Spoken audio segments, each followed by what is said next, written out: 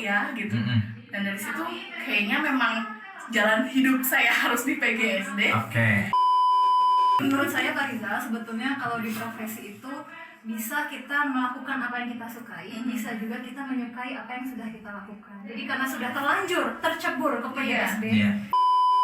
Kalau orang Amerika biasanya mendapatkan pesan dari orang tuanya, nanti kalau kamu sukses kuasai dunia katanya, gitu kan? Ya pernah dengar ya teman-teman? Iya, benar. Kuasai dunia. Kalau orang Cina ya kuasai pasar, kuasai ekonomi, kuasai perdagangan. Kalau orang Indonesia jadi PNS. Wih, daftar PNS.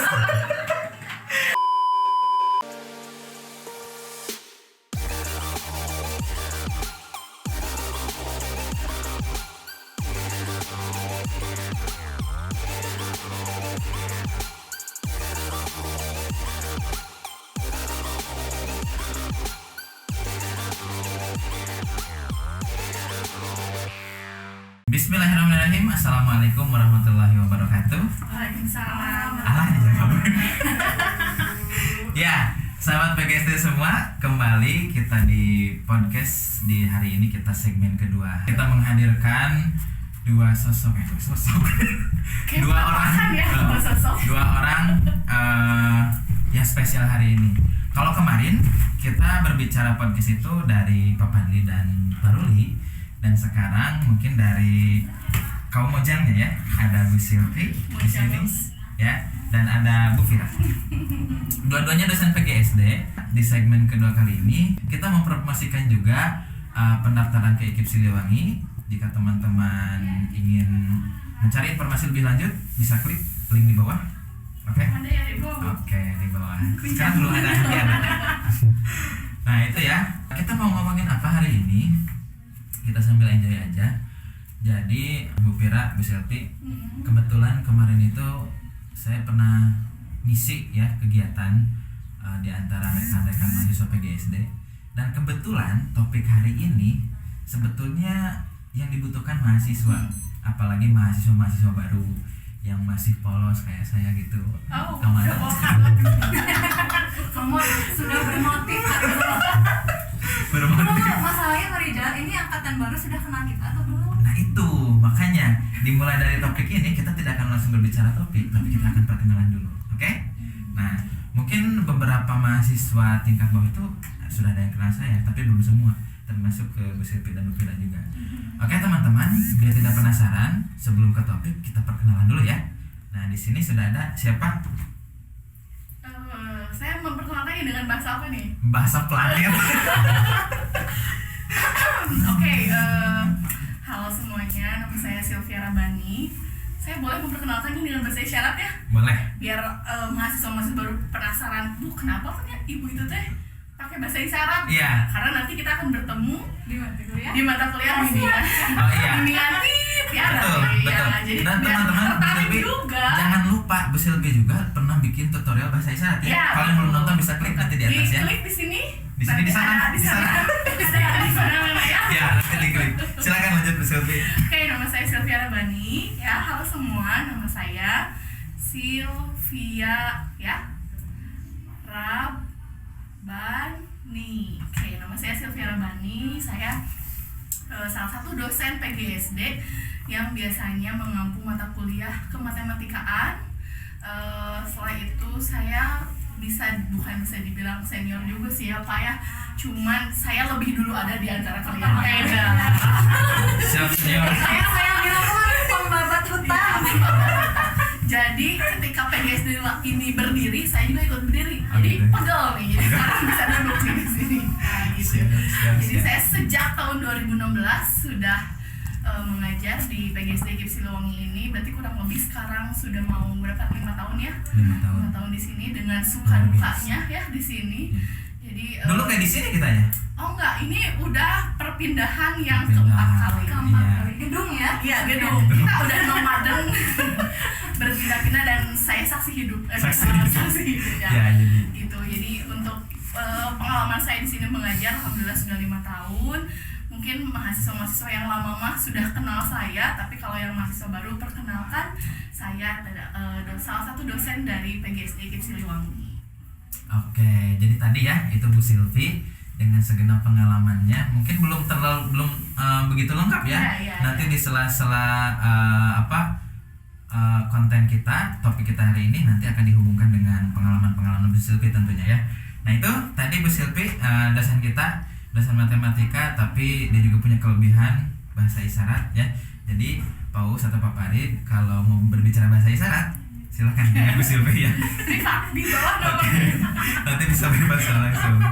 Oke, yang kedua tentunya ini selain Bu Silvi termasuk dosen yang difavoritkan juga katanya ya oleh mahasiswa. Siapa dia? Silakan. Kalau IPA mah nggak ada bahasa ya, jadi bingung mau jelasin masa bahasa Latin. Oh iya. pakai bahasa biologi boleh. Halo semuanya, mahasiswa, bapak ibu yang lainnya. Perkenalkan, saya Dwita Safira Wardani. Boleh panggil saya Bu Fira, asal bukan cinta. Iya, apalagi sayang, jangan kebahagiaan. Sorry saya aja ibu ya. Saya di IKIP Siliwangi ini bergabung sejak tahun sama dengan Pak Rizal. Ya. Tahun 2000 berapa? 2018. 19. 18?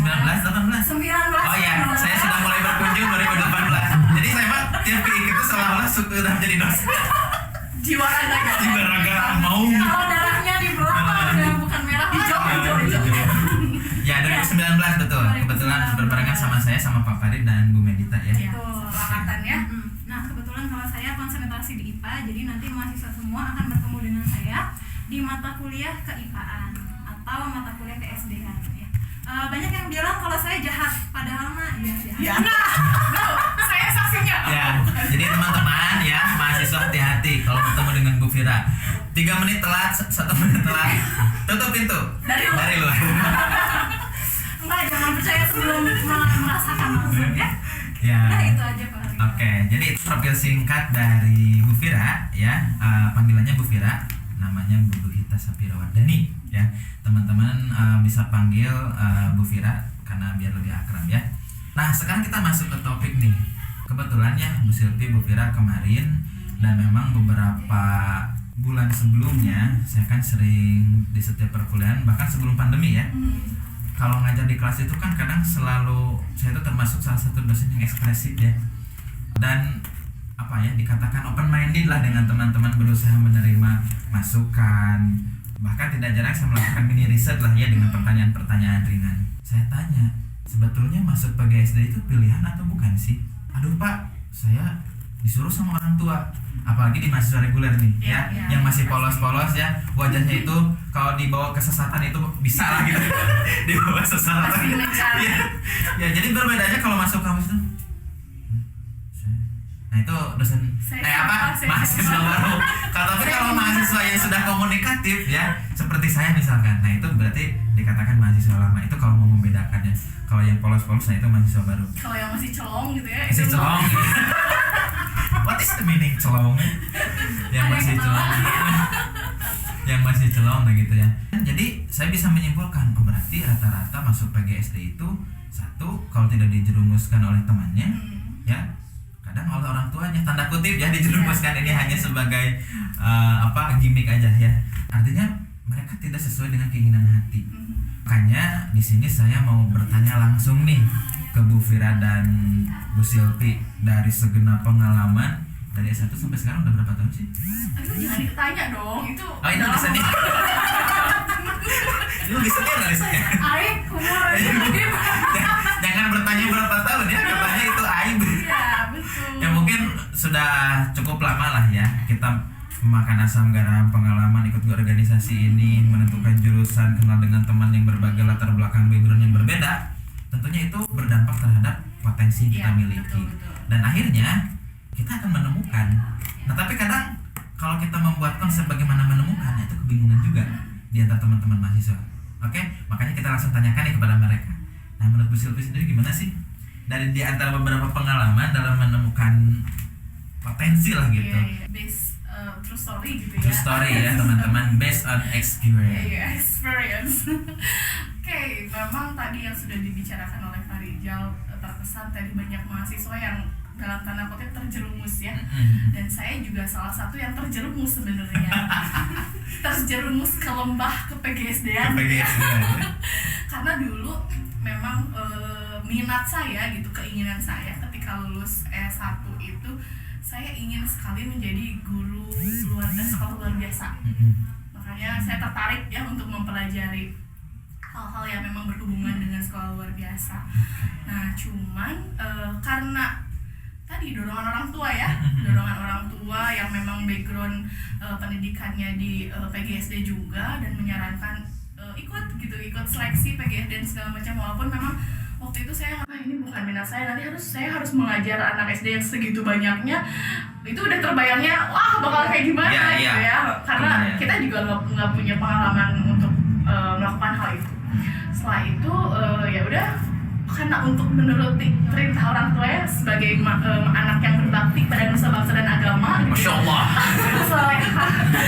Solehah. Jadi karena waktu itu waktu angkatan saya itu PGSD itu dibuka, karena saya ingin daftar di UPI dulu, dibukanya itu hanya di ujian masuk, ujian masuk. Jadi tidak masuk ke SNPTN. Jadi sebelum SNPTN ada ujian masuk, saya coba ikuti walau dalam tanda kutip saya terpaksa ya Bu ya, karena udah kamu ikut dengan iming-iming dulu, nanti PGSD itu akan pensiun besar-besaran di tahun sekian gitu, semua orang pasti berbicara seperti itu. Dan pasti targetnya PNS. Iya, dan kita dulu kan nggak ngerti ya udahlah kita ikut aja ya. Ya udah waktu itu kita ikutan tes, karena memang tes PGSD itu kan agak banyak ya, agak banyak tesnya gitu ya. Ada tes bahasa Inggris waktu itu, ada tes TPA, dan terakhir itu ada tes wawancara. Mungkin di setiap universitas mungkin agak bedanya, ada samanya. Dan gitu setelah diwawancara ya ternyata memang rezekinya masuk gitu ya. Dan itu ketika masuk dibilang gembira enggak ya, dibilang sedih juga enggak gitu ya. Jadi kayak ya udah saya masuk gitu, sedatar itu gitu. Dengan keterpaksaan tadi, dengan terjerumusnya saya di PGSD gitu, ya udahlah saya coba jalanin gitu. Dijalanin lah semester 1, semester 2. Oh ternyata kuliah ini seru. Kenapa seru? Karena kita belajar semua mata pelajaran gitu. Nggak terpaku satu gitu ya. Nggak kan, semua mata pelajaran kita belajar. Nah dari situ saya mulai tertarik. Oh ternyata PGSD itu seru ya gitu. Dan dari situ kayaknya memang jalan hidup saya harus di PGSD. Dari situ udah baru ya udah saya harus jalanin. Selain itu juga pengalaman ikut-ikut organisasi. Itu juga sangat mempengaruhi ya. Potensi kita akan ditemukan kapan dan seperti apa gitu. Kalau yang kuliah pulang kayaknya ya udah gitu lah. Kurang gitu ya. Tapi kalau kita berorganisasi, kita bisa kenal kakak tingkat, kita bisa kenal adik tingkat, itu bisa menemukan potensinya seperti yang paling seru bisa cilok. Pengalaman pribadi ya kayaknya bukan itu banyak sekali pengalamannya ya. Di pertanyaannya nggak ada ya? Nggak ada ya. Padahal seingat kuliahnya tadi itu spontan aja, nggak apa-apa. Iya gitu sih sebenarnya kalau untuk potensi. Nah jadi teman-teman, intinya apa yang ditemukan dari sekian pengalaman Bu Silvi tadi, tentunya saat ini teman-teman pasti merasakan seperti itu ya. Artinya kita akan menemukan potensi, tentunya by proses ya, tidak seinstan itu Ferguson ya. Nah, mungkin ada perbedaan cerita atau perspektif cara pandang gitu ya, mungkin dari Bu Fira sendiri gimana sih? Pengalamannya pasti beda. Pengalamannya tadi kan sudah mulai ke percintaan teman-teman. Oke, silakan Bu Fira. Ya, karena saya orang IPA, jadi saya itu harus teoritis dan harus empirik ya. Jadi saya kalau dilihat dari teori, potensi setiap anak ketika dia lahir itu sama, ya, entah itu potensi kecerdasan atau yang lainnya itu sama. Tetapi nanti ketika seiring bertumbuhnya anak itu nanti itu bergantung daripada lingkungan dan treatment yang dilakukan oleh di lingkungan itu tadi. Nah nanti dari situ akan muncul potensi-potensi yang dominan, tetapi potensi yang lain yang tidak dominan itu tetap ada di dalam diri anak itu secara teori. Ya, guys, teori ya. Ini belum pengalaman. Ya singkatnya seperti itu karena Ya. kemarin kebetulan tesis saya membahas potensi kecerdasan. Jadi paling tidak saya membaca 1-2 buku yang Berkaitan dengan potensi. Ya, sama saya juga itu waktu itu baca. Baca situasi. Oke. Kalau secara pengalaman empiris, saya sama dengan Bu Sylvie. Jadi saya ini bukan korban. Jadi kayak ya saya udah lama nih di sini. Ini kayaknya bisa diedit nanti suaranya. Korban yang dijerembabkan, yang dijerumuskan oleh lingkungan keluarga ke PTSD. Berarti rata-rata keluarga Bu Sylvie dan Bu Pira tuh Bergerak di bidang itu ya. di guru ya, Betul. pendidikan ya. Iya, orang tua saya guru dua-duanya. Pak D bahasa Sundanya apa ya? Wah. Betul. Wa saya, kemudian omong tante saya juga sebagian besar guru. Jadi Luar biasa. ketika saya menentukan lulus SMA nih, kamu mau kemana? Oh, tadinya saya maunya matematika, Pak Rizal. Karena passion saya sebetulnya di matematika, tetapi karena bukan diarahkan sih, jadi saya diberikan kalau kamu pilih ini konsekuensinya begini, tapi kalau kamu pilih ini konsekuensinya begini. Itu kan seperti mengarahkan tapi halus ya. yang PGSD seperti dibagus-bagusin gitu. Nah, yang lainnya sisi ada to the point aja ya, udah PGSD gitu. Enggak, tapi ini diberikan demokratis dulu kan. Iya. Kamu mau pilih yang mana? Iya. Biar kita punya pilihan dan cara pandang gitu ya. Ketika Betul. orang lain memberikan arahan ke sini, oh kalau ke sini plus minusnya gini, Betul, iya. betul. Kalau ke sini plus minusnya ini dan apa yang harus kita siapkan mungkin seperti itu ya. Betul. Dan ketika saya milih matematika, saya diminta untuk Oh, sempat berargumen. milih matematika. Iya, saya diminta untuk berargumen. Kenapa kamu pilih matematika? Sekali lagi diarahkan ke saya. Jadi Konsisten lah ya. kamu PGSD kok begini, nanti begini gitu. Jadi ya sudahlah, karena saya ingin jadi bagian anak soleha seperti itu. Jadi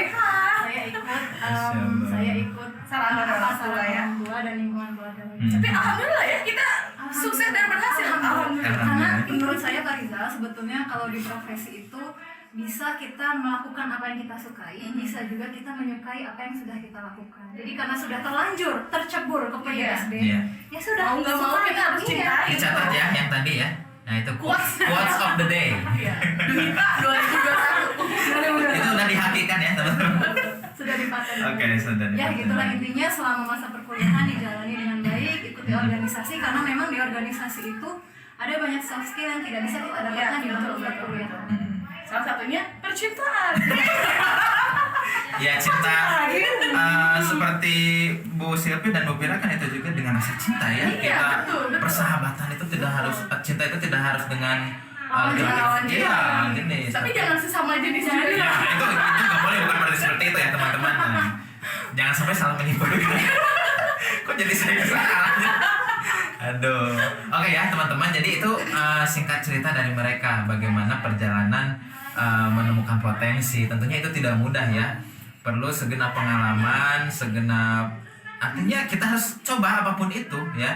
Makanya saya Bu Sylvie, Bu Bella, kalau berbicara pengalaman hampir sama ya. Saya juga termasuk Sama, orang korban itu. juga. Iya. Bisa dilihat dari orangnya itu seperti korban. Kelihatan. Iya. Apa? Ya yang penting kan kita harus benar soleha. Iya, berbakti kepada kedua orang tua ya. Kalau saya tuh pernah dengar bukan slogan ya, meme gitu ya di sosmed. Kalau orang Amerika biasanya mendapatkan pesan dari orang tuanya, nanti kalau kamu sukses kuasai dunia katanya, gitu kan? Ya pernah dengar ya teman-teman ya? Iya, benar. Kuasai dunia. Kalau orang Cina ya, Kuasai pasar. kuasai pasar, kuasai ekonomi, kuasai perdagangan. Kalau orang Indonesia Jadi jangan PNS. Wih, daftar PNS. Tapi mungkin karena turun temurun secara tradisi orang tua yang backgroundnya pendidikan mungkin seperti itu arahnya. Kebanggaan tersendiri gitu ya. Kebanggaan tersendiri seolah-olah potensi kita ya di sana, di guru, bekerja di bawah pemerintah, PNS sudah kita pensiun, hidup terjamin, Iya. selesai.